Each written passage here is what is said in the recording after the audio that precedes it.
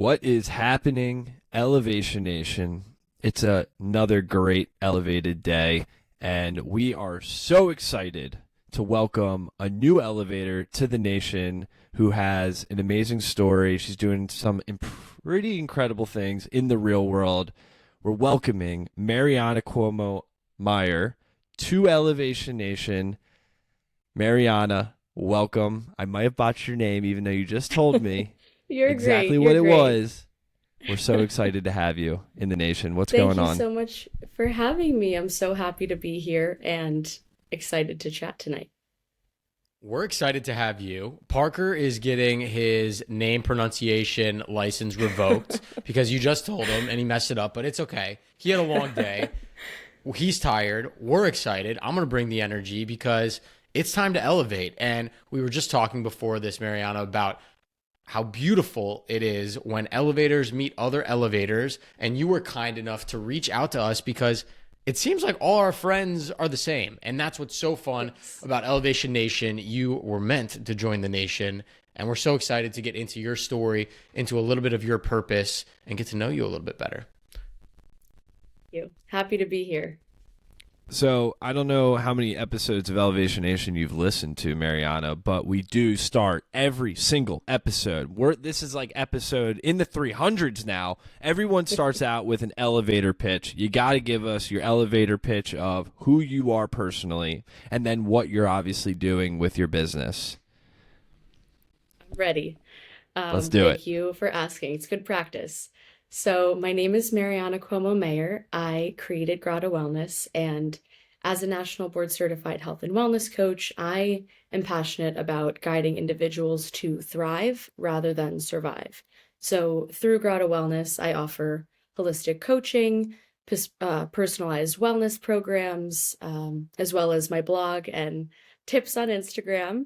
And my mission is to really empower individuals to invest in their well being, help them support their health, and really strengthen their sense of self. So I am here as a guide on your journey to vibrant health and lasting wellness. That's what I'd say. Beautiful elevator pitch. You certainly had some practice. And I think what's cool about what you're doing is it's so aligned with what we try to do at Elevation Nation and many of the concerns and issues that we've faced ourselves as young adults and that many of our elevators has faced. So I'm excited to get into more of the details and tips and tricks that you have for Elevation Nation. But before we dive into it, you obviously mentioned your business with Grata Wellness. That didn't just come out of thin air, right? There's a reason why you found a calling to try to help people become their most vibrant and thriving self. So where did that really originate come? Where was that inspiration? It's a great question. And truly, it's come from my personal experience with burnout and not investing in my well being. So, graduating Yale University, having high ambitions, and really with the drive and desire to want to help people, I embarked on a journey going to Sam, your hometown in Chicago, having never been there before, and spent 2 years as a Teach for America teacher in the Corps. And I loved my students. I was a pre-K teacher. I was getting my master's in teaching, and I just had no understanding as a young professional how to set boundaries, how to do things for myself outside of trying to be the best teacher and doing the most, having had no experience. And it not only was challenging on a professional level, I didn't have the confidence and I didn't feel like I was the right teacher in the room because of my lack of experience, because you're planted in a classroom. That's what Teach for America is. But I also felt personally unfulfilled because I was such a shell of myself. So COVID happened in the middle of that, where I drove across the country back to New York and spent some time with my family. We thought it was going to be an extended spring break, turned into a long stint at home. And it was really the first time I looked in the mirror and didn't really recognize myself. Kind of felt like I had a storm cloud over my head. And I think you can tell I'm a pretty energetic, happy person. And so both with my family as a mirror, but also recognizing not only mentally I wasn't at my best, but physically I had symptoms of my body being really run down. So that was the time when I really got to experiment with wellness modalities and had the time to explore different things like walking and running and meditation and yoga and journaling and all these other amazing things. And what I brought with me back to Chicago and back to my completion of the Teacher America program was this interest in health and wellness. So my students and I did yoga and meditation and explored healthful food, and that was a really fun way to tie my interests into my teaching. But I felt that ultimately, in order to be doing the kind of impact and helping in the way that I wanted to, teaching and in that setting wasn't going to be what I could do my best in. And I think also I needed to think about a professional life that wasn't as emotionally intensive as that had been. So I have this interest in health and wellness. I really wanted to gain business skills. So I became a chief of staff at a health tech startup. And that allowed me to really quickly learn, in a small startup, chief of staff basically means you wear all the hats. So really quickly, I got to learn not only about medical devices and wearable tech, but also about all the different sort of kinds of hats you wear when you're building a business. And what was interesting is, though I was really enjoying that entrepreneurial spirit, I also didn't feel the direct impact that I had from being a teacher. So I was feeling burnt out in a different sense where, again, not good at setting boundaries between work and my personal life. But I also didn't feel like I was impacting the change on the level that I wanted to. So that is when I worked with a coach myself and had this kind of second idea that I can actually do what I want to do, which is help people, work with people, but in the areas that I'm interested in, and kind of combine, sorry, my AirPods are falling out, combine my personal and professional interests. So I am no longer somebody who dreads Mondays and gets, jitters thinking about my phone and the Teams sound. And it allowed me to not only start Grata Wellness, become a coach, but really feel like my work can help people who've been in my position, and do a lot more. I love it. I think it's an incredible story.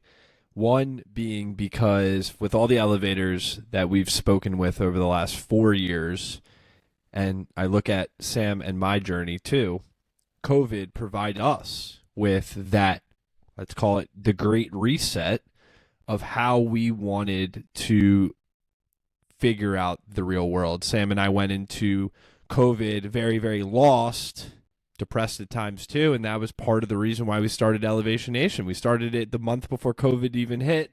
COVID happened, and Sam and I said, nope, we're not coming out of this thing feeling the same way, so we're going to do this great reset.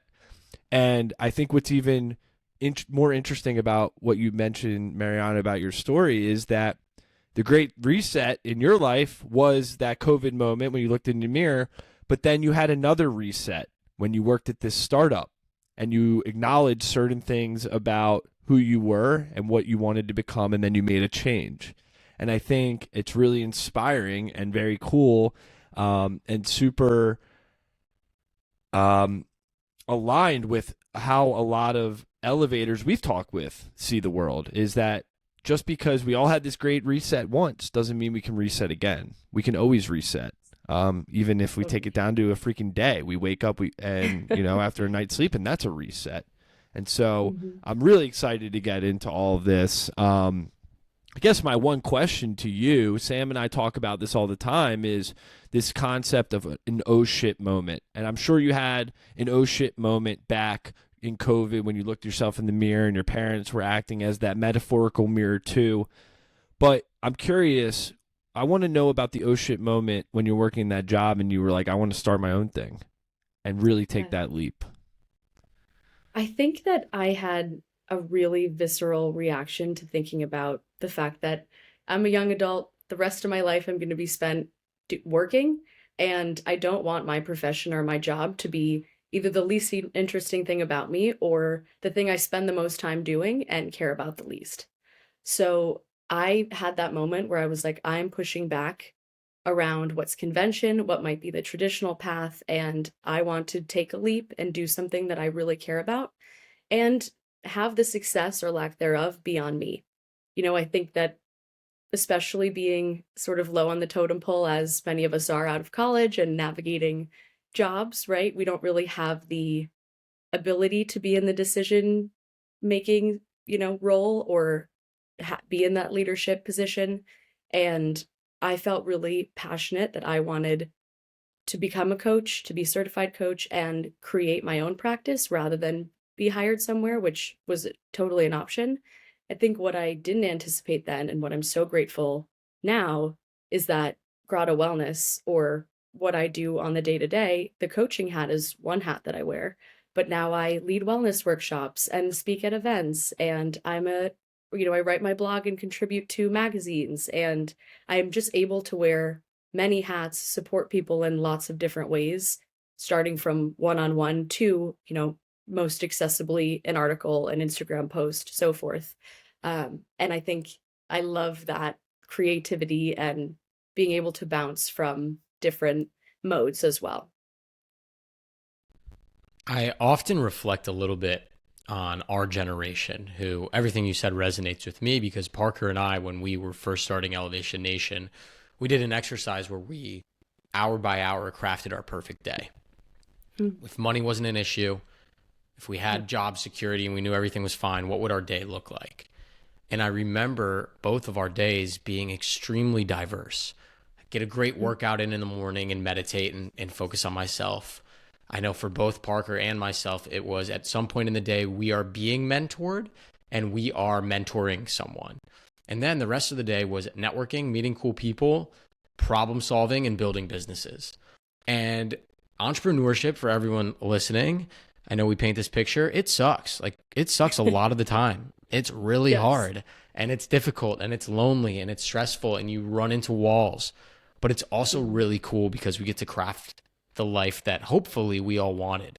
And so your purpose behind going off and doing your own thing resonates a ton with me. And that's what we're trying to create at Elevation Nation, is a diverse day where we get to solve different problems, meet cool people, mentor, get menteed, and just really live each day to the fullest. And so I love that that's what you're trying to build with Grata Wellness, and your personal brand for that matter, because I think Parker and I are certainly leaning into that realm as well. So I'm excited to learn a little bit more specifics on wellness, because we talk a lot of the times on Elevation Nation as two young men in this world of young adulthood about what wellness means to us. And Parker loves to make fun of me for my absurd morning routine, and that's what sometimes we think of as wellness. But I want to hear from you, Mariana. When you hear the word wellness, what does that mean, and how do you portray that to Elevation Nation?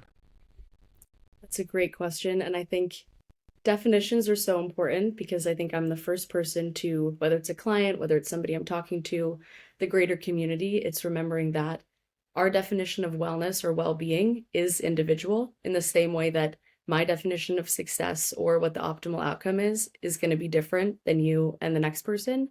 So for me, when I think about wellness or well-being, I'm thinking about total holistic health and well-being. So mental health, physical health, finding balance, and idea of feeling good, but also enjoying life.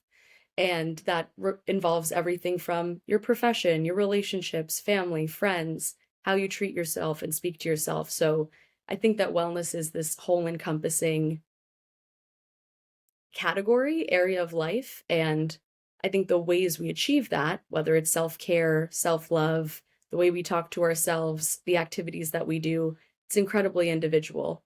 And that's kind of the journey, right? It's defining what allows us to feel balanced and whole and fulfilled and happy. And our wellness directly contributes to that. Good answer. With sidestepping my question a little bit, but that's a good PR answer. Did I not answer? No, you did. And it's the right answer. But I think you're spot on. Wellness is different to everybody else. And I think that's what makes it so difficult to really wrap our hands around, and why Parker can make fun of me. No, you didn't sidestep it. I'm kidding. It's like wellness is really dependent on you as an individual, right? Like for me, I'm very type A. I need routine. Like that's what it comes down to. That's what makes me feel well. For other people, they need spontaneity and maybe have a little bit more energy that they need to get out and trying a new wellness remedy every week and trying new things. So it's spot on. I think it's exactly right. But Wellness is diverse. I got a question, and Mariana, Go I'm ahead. curious to hear your perspective on this. Like, to Sam's point and to your point, we're talking about wellness being very personal to every individual, right? And obviously, my wellness routine looks very different than Sam's, and it's going to look very different than yours, Mariana. And on top of that, like the way what I deem as wellness is going to be very different.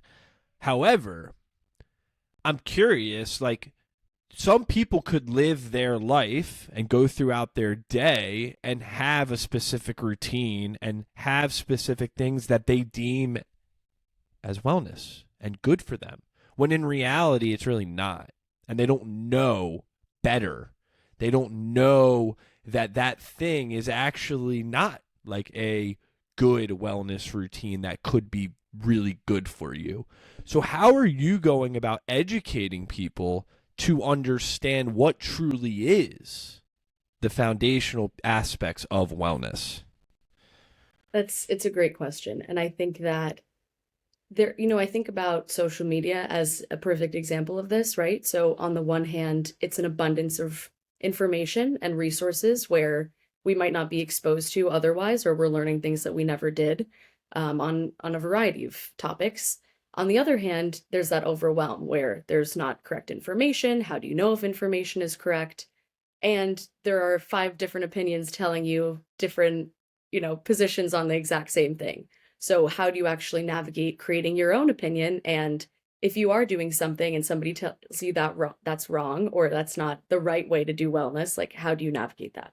So I do think it's an organizational issue. Like I think this is a systemic problem where our system is not set up as healthcare, right? It's sick care, where there are services and all the systems are sort of designed so that we're getting support when we're sick, not learning how to prevent health and promote longevity and all of these lovely words that I could keep saying. And so from an education standpoint, it's really challenging to know because we didn't learn it in schools. Most of our doctors spend not a lot of time on nutrition or on these areas of wellness.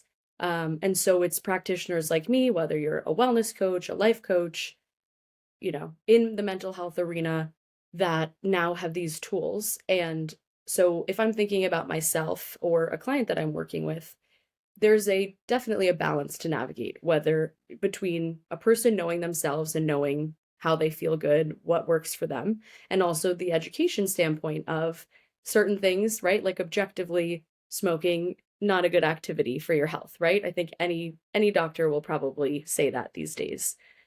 You could have somebody who says, I feel really good when I smoke, right? So I would That's the point. I mean, in, to your point, years and years ago, smoking was, like doctors said, smoke because it could be health and wellness. Right there. Go smoke a pack of cigarettes. You'll feel great. When in reality, we know that is not the case.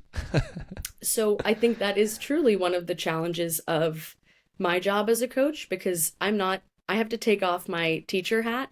It is not a prescriptive activity. I'm not telling you exactly what to do and how to live your life and what the tools are for your success. Rather, I'm listening to you, I'm helping you reflect, and I'm guiding you towards making changes that are best for you. At the same time, I do have that resource and information, knowledge base where we do have conversations about actually optimizing your health, thinking about the habits that you have, and maybe something that is currently a habit that you feel is really good for you, maybe rethinking that or trying to understand how you could help yourself, or how your fatigue is probably due to the fact that you stay up and eat right before bed, right? Like little things like that. And I think the biggest thing that I would say I do is I help somebody become their own kind of investigator, or their own version of that person who can become more aware and see what they're doing and recognize how those behaviors are making them feel, or with some knowledge and information, maybe turning that mirror towards them. And it's such an important mentor to have in your life because, to your earlier point, we didn't really learn a lot of this stuff in high school or in college, right? I took a health class in 8th grade and I took a home ec class in 6th grade. And I Yeah. think that was about it, right? Like, you don't really Yes. learn a lot about nutrition and wellness, and especially mental health. I'm hoping that high schools are teaching it more, but this holistic approach at your life is relatively new. And so I think people like yourself, whether that's information on the internet or working one-on-one with your coaching programs, is really important for young adults to do. And Elevation Nation knows Parker and I stress healthy habits, whether it's, going to a therapist and working on your mental health, eating right, or working out. All of those combined, I think, can help you lead a happier and healthier life as a young adult. And I want to ask you, Mariana, right? We have a ton of folks that are in, high school, college, and recent graduates that listen to Elevation Nation that are experiencing the struggles that all three of us felt as lost young adults, recent grads, who didn't feel confident in our own skin, who didn't feel like they had purpose or a path, and certainly didn't feel healthy or well. So why do you think so many young adults struggle with wellness? Why is it so hard to be a young adult? And what tips do you maybe have for Elevation Nation to just elevate a little bit to feel more well and strive for their better life? That's a really good question, and certainly relates to my experience, and I think each of ours as well. I think that especially when we're in high school or college or we've just graduated, there is a perception that everyone's has the same goals, right? We want to get into a great college. That feels like a similar goal everybody has. Once you're in college, you want to get a great job. Maybe there are certain standards of how you want to fit in socially. Like, it sort of feels like we're in you're in a bubble where everyone kind of has the same goals as you, or the vision of success is pretty much the same for everyone. And it can feel incredibly isolating when either you don't enjoy what you're doing or the circle you found yourself in, or the, not feeling fulfilled in what the search for that goal is. And I think especially leaving college and being in the real world, it can be incredibly disorienting because you're like, wow, wait, what is going on? I used to have so much fun with my friends in college. Now this job stinks and I'm tired all the time and I don't know what I care about, or I don't know what my purpose is. And these big feelings are extremely overwhelming. So first of all, I think it's helpful as a visual to, I think, of the sort of parallel of negative and positive emotions. And just like, I think this is a helpful way to think about why we attach to some of these feelings or some of these situations. So negative emotions are sticky. They're like Velcro. So once we start to think about something, we're feeling overwhelmed, we're anxious, we just had a bad interaction at a coffee shop, we attach to those and we'll be thinking about them for hours after it happens. Whereas on the other hand, positive emotions are like Teflon. They like slide right off, they're super fleeting, and it actually takes real effort and intention to think about them.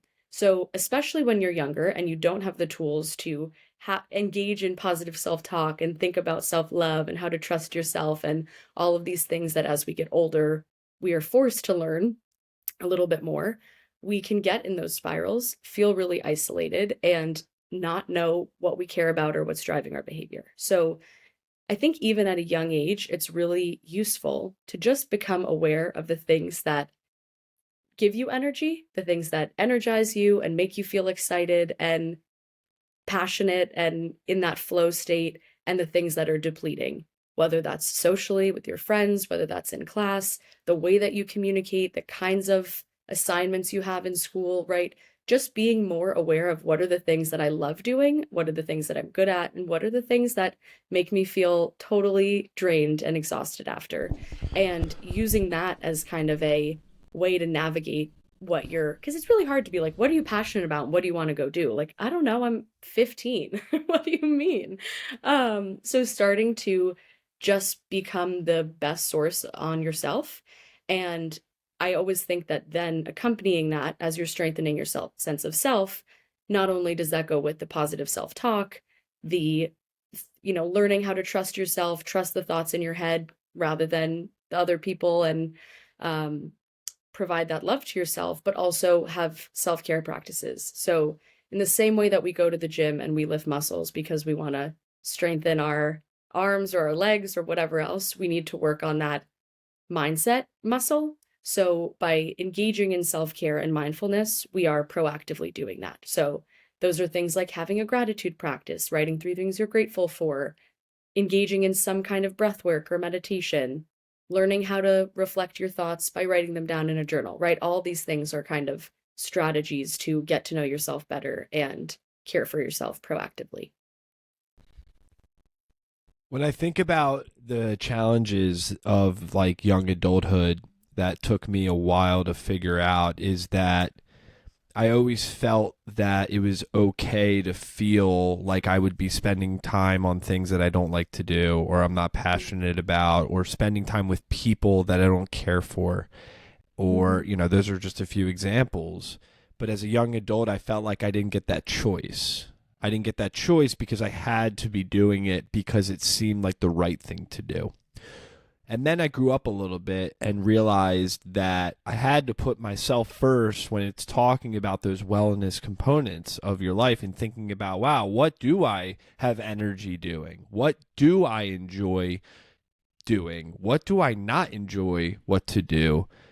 I enjoy hanging out with that person, but you know what, that person, I'm good. And it's okay. I have a choice to make that I can show up every day, and I get a choice on how I want to spend my time. I have a choice on who I want to be with. I have a choice on what I get to think about, right? Because that's me, my experience.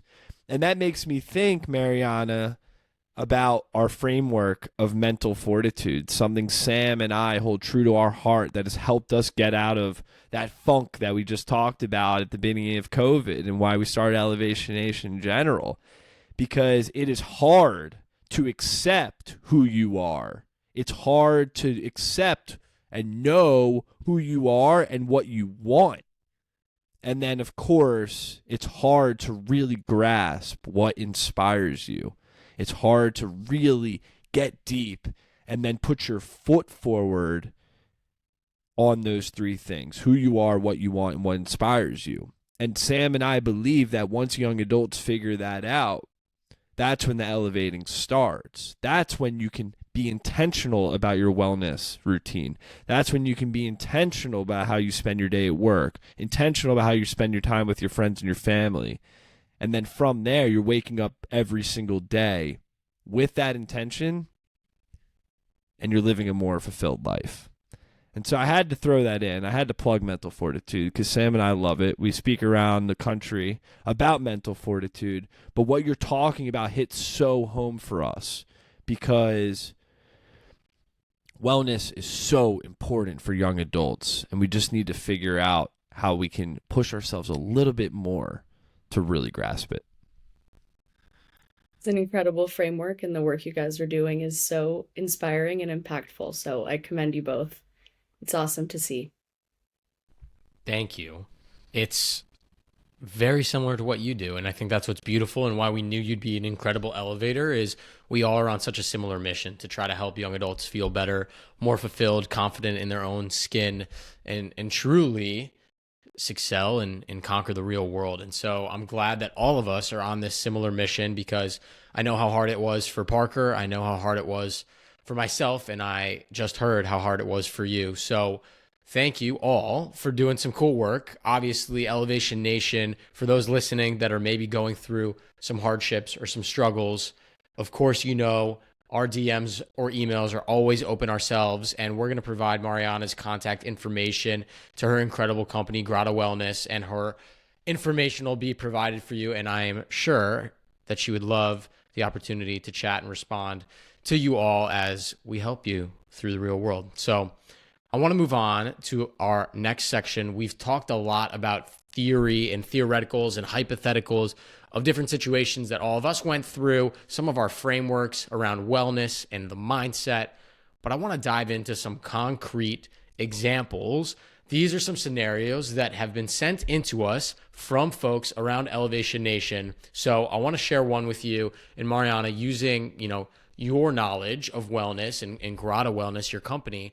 How would you respond to this member of Elevation Nation? So the person that wrote in said they're spending about 60 hours a week at work, which is a lot, let's just be honest, because they're really trying hard to get a promotion and they're losing touch in that connection with a lot of their friends and family. And they're realizing that, but they're kind of stuck between this rock and a hard place of really wanting that promotion, but feeling their personal life slip away. So what is some advice or maybe a first step that this person could take to really feel like they're taking control of their life again? Yeah, 60 hours a week is a lot, and probably not unfamiliar to people listening or people in New York City and DC, where we all live. So it sounds like the first piece there is just opening lines of communication. So it sounds like that person has gotten real with himself and said, 60 hours is a lot. I feel communication slipping with my friends and family, and either I'm feeling isolated or I'm feeling overwhelmed. What do I do next? So I think the first thing is just building up the team around you, and rather than feeling isolating, engaging the people in your life. So it's a great time to reach out to friends and family and just share what's going on. I still love you. I still care about you. I'm really busy right now. It's really hard for me to make plans or respond to texts, and I'm underwater a little bit at work. I think we make up stories in our head that become a lot bigger than what they really are. And when your family and friends know what's going on, they can also better support us. And once you get that process started, you can then also figure out how you need the support or how you want to make certain changes. It's really challenging when you have goals at work to create boundaries, especially when you're not, when you're the low one on the totem pole.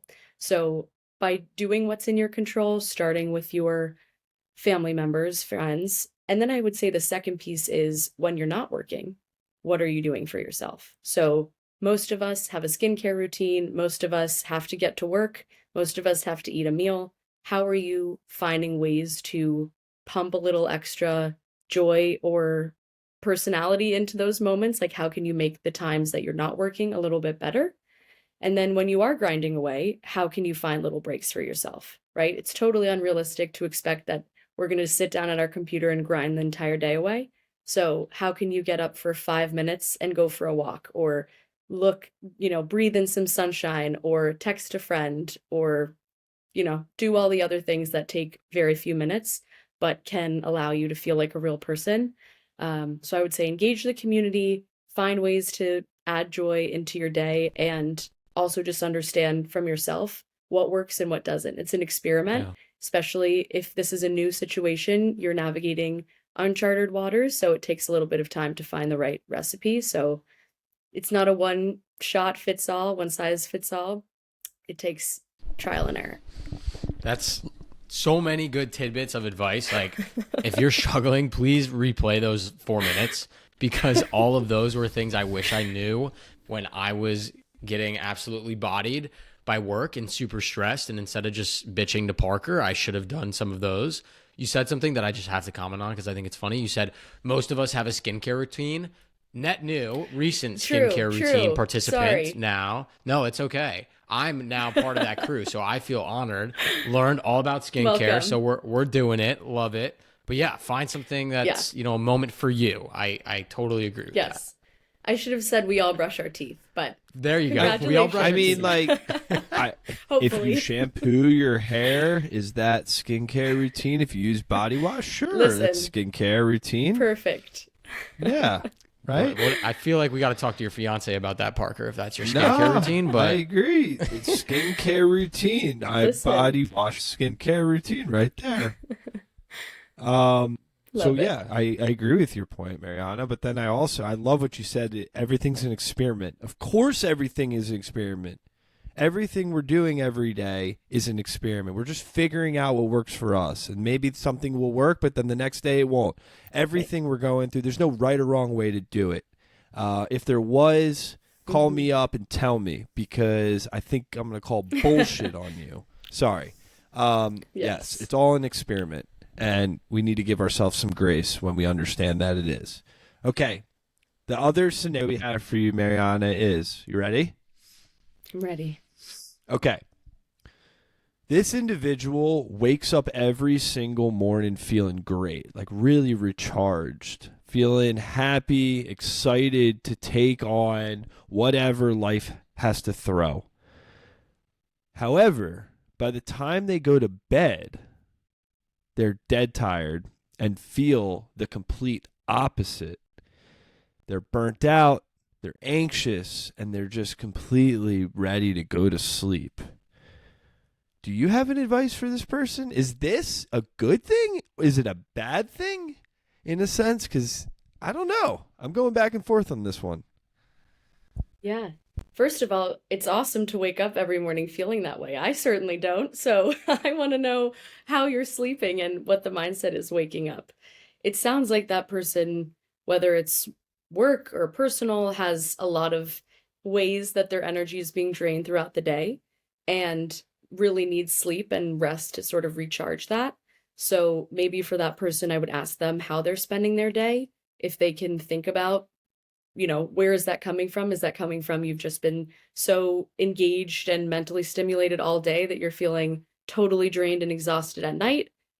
On the other hand, do you feel depleted throughout the day such that you go to bed feeling drained like that? I would say that, feeling really tired and having a hard night's sleep sounds nice if you're waking up feeling refreshed. But if there's that anxiety and dread attached to it, I would maybe ask what is filling your day and taking you from that energized to depleted version of you. It's a good point. I think it's great. I just don't see it's sustainable, right? I don't want to go to bed every night feeling crappy and then hope that I wake up feeling good in the morning. I'd prefer to go to bed feeling good, and then if I feel like crap in the morning, I have the whole day to kind of turn that day around. I don't know. True. It's a great point. It's interesting. Yes. The power of this expression I learned, changing the channel.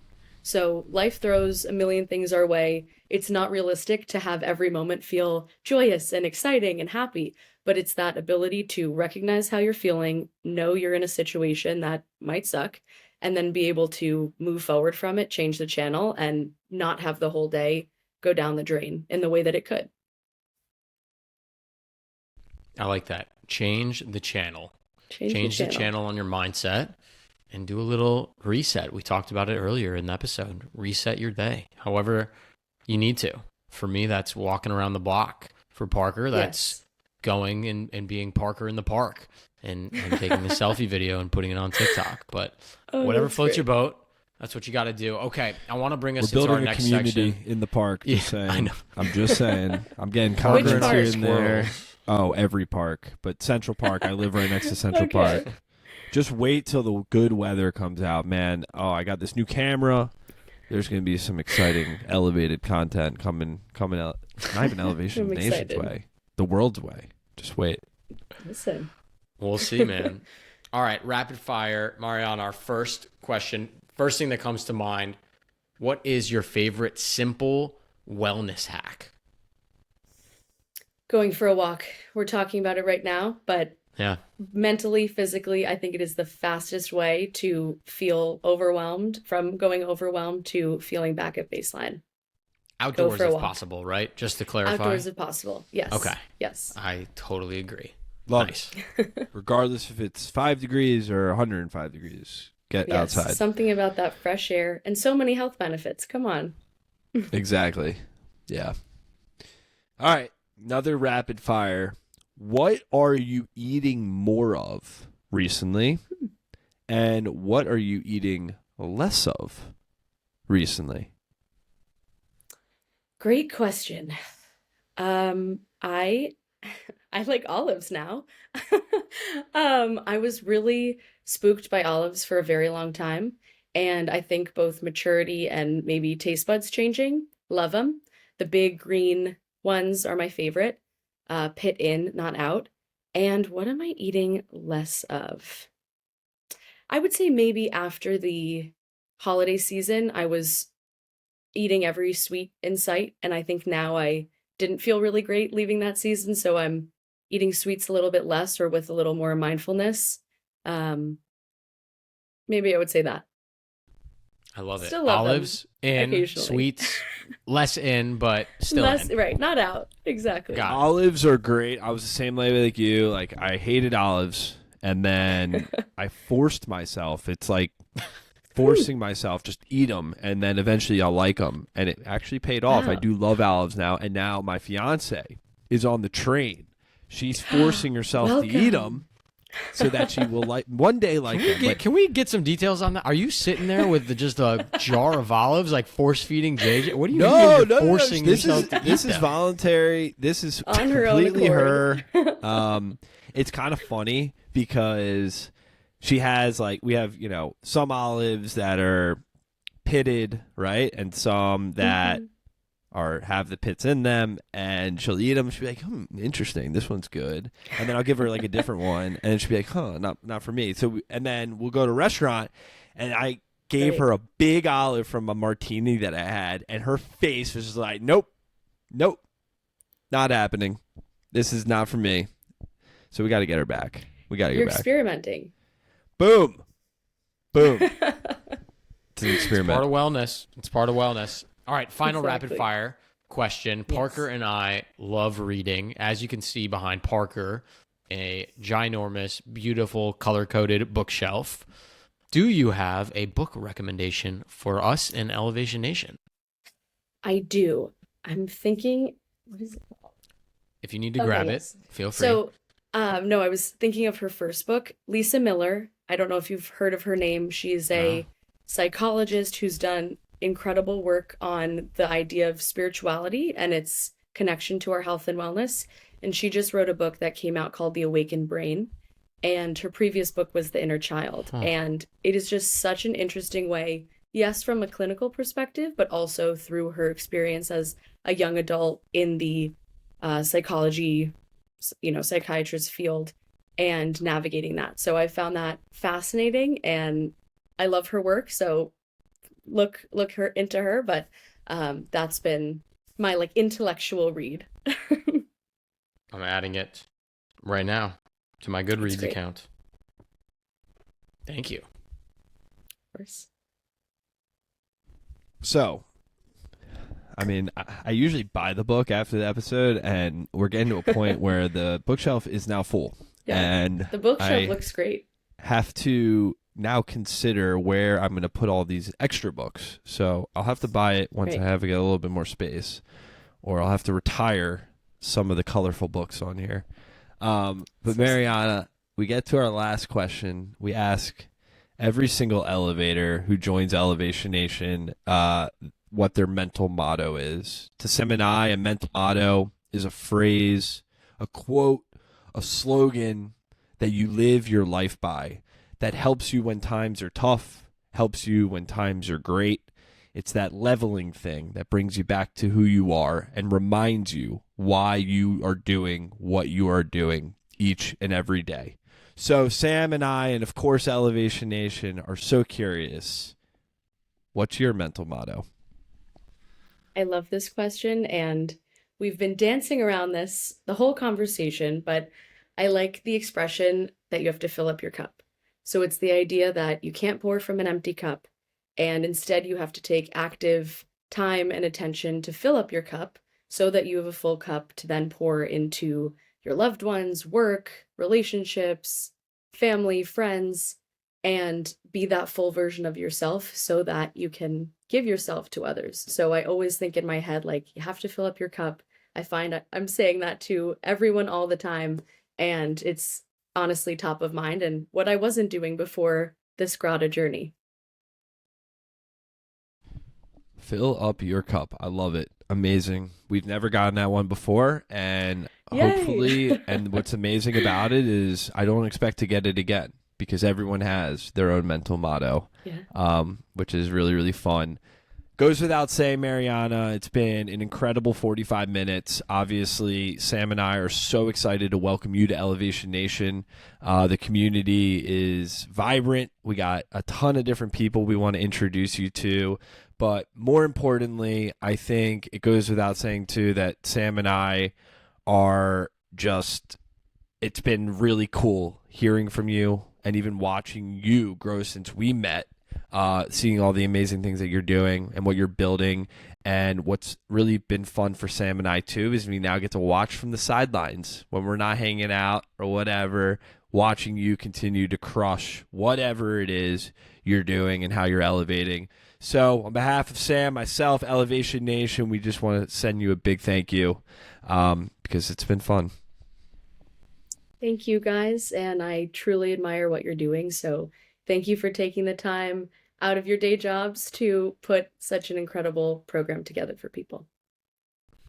All right, Elevation Nation. Until next week, peace.